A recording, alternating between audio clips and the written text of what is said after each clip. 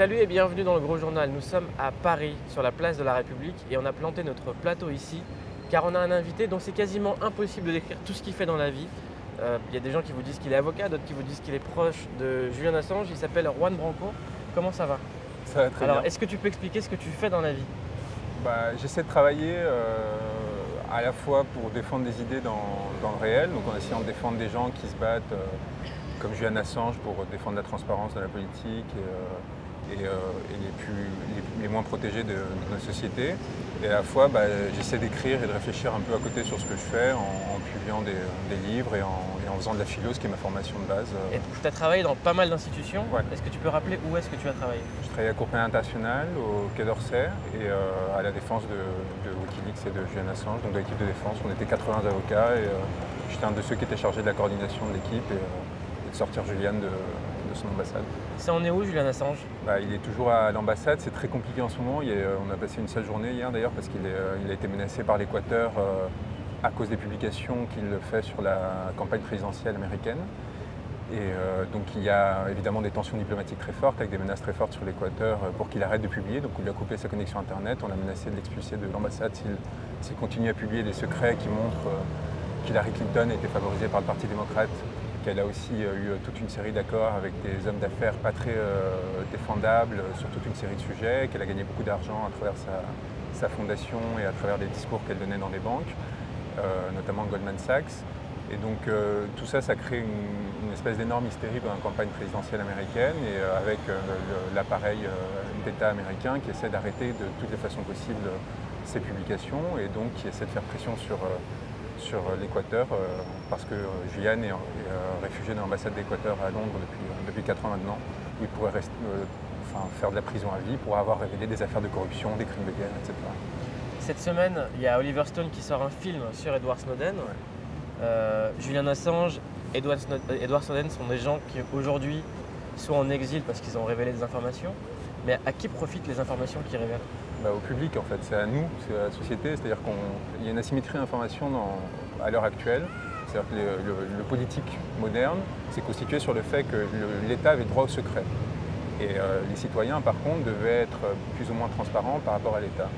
Et en fait, ce que Assange essaye de faire, c'est de renverser ce paradigme, et avec Snowden et avec d'autres, c'est-à-dire de dire que la transparence doit s'appliquer à l'État et qu'au contraire, les citoyens ont droit à la vie privée, etc.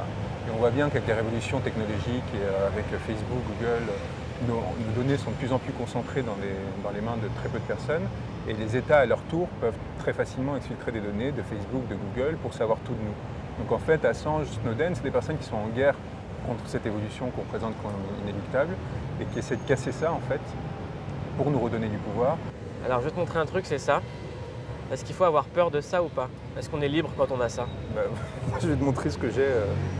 J'ai commencé à bosser avec Wikileaks, c'est ça. En gros, ce que je t'expliquais tout à l'heure sur... il y a quelques grosses machines qui concentrent toutes les données possibles et imaginables sur nous. C'est-à-dire où on est, avec qui est-ce qu'on parle, ce dont on parle, etc. Ces grosses machines, c'est des choses qui sont a priori inoffensives ou qui n'ont pas envie de devenir des monstres totalitaires. C'est Google, c'est Facebook, c'est Twitter, etc. Il y a quelques-unes, 4 ou 5. Et tout ça, en fait, a priori, ils font vachement gaffe pour s'assurer que nos données sont protégées. Un téléphone comme le tien va être crypté d'office par Apple. Sauf que, en fait, le danger n'est pas là. Le danger, c'est que comme tu concentres tout dans une même machine, après, il suffit d'avoir cette machine, d'avoir les clés de cette machine et tu as les clés pour toute ta vie. On parle des gouvernements, mais par exemple, est-ce que des sociétés privées, est-ce que des employeurs peuvent rentrer dans nos téléphones? Ah oui, il y a des tarifs d'ailleurs pour pirater une personne. C'est à partir de 50 000 €, on peut demander à une société privée d'effectuer un piratage qui va permettre d'avoir toutes les données nécessaires, soit dans le cadre de négociation de contrat, soit dans le cadre d'adultère, si on a un peu d'argent et qu'on est prêt à investir là-dedans, etc. Alors c'est quoi les astuces? Est-ce que tu peux nous donner le guide parfait du mec qui se protège, qui protège ses données? C'est-à-dire en fait, il n'y a pas de sécurité absolue. Même des grands hackers n'arrivent pas à se protéger complètement. Par contre, il faut savoir que plus on s'engage où on pense qu'on voudra s'engager un moment dans des causes qui pourraient déranger l'État, y compris des causes complètement légales, plus il va falloir faire attention et investir dans la sécurité. Et en fait, ça coûte très très très cher et ça coûte énormément de se protéger. Moi, quand j'ai commencé à travailler avec Wikileaks, au début, c'était parfaitement secret, j'avais pas le droit d'en parler même avec les plus proches.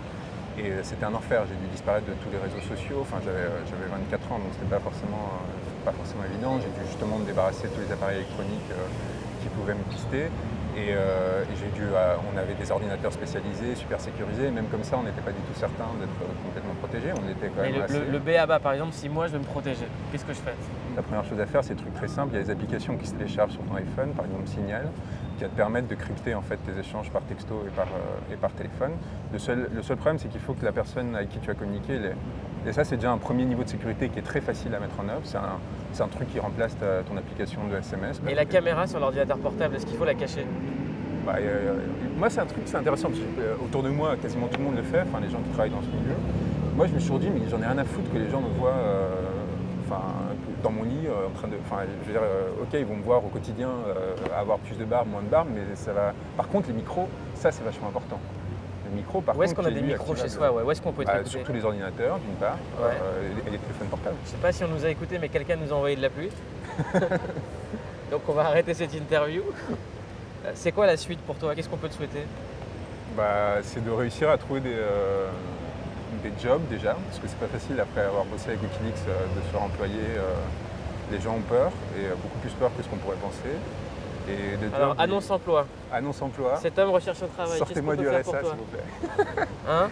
De pouvoir continuer à travailler pour des gens qui essaient d'améliorer la société, qui essaient tout simplement de faire que le monde soit un peu meilleur, un peu plus honnête, et qu'on soit un peu plus en capacité à agir par nous-mêmes en fait. Écoute, je te propose déjà de te mettre à l'abri et de crypter tes données face à la pluie. Merci beaucoup d'avoir été avec nous. On se retrouve demain, même heure sur Canal+, et je vous laisse avec Victor Robert et sa super bande du Grand Journal. À demain. Ciao. Ah vache. Appelle-moi le grand.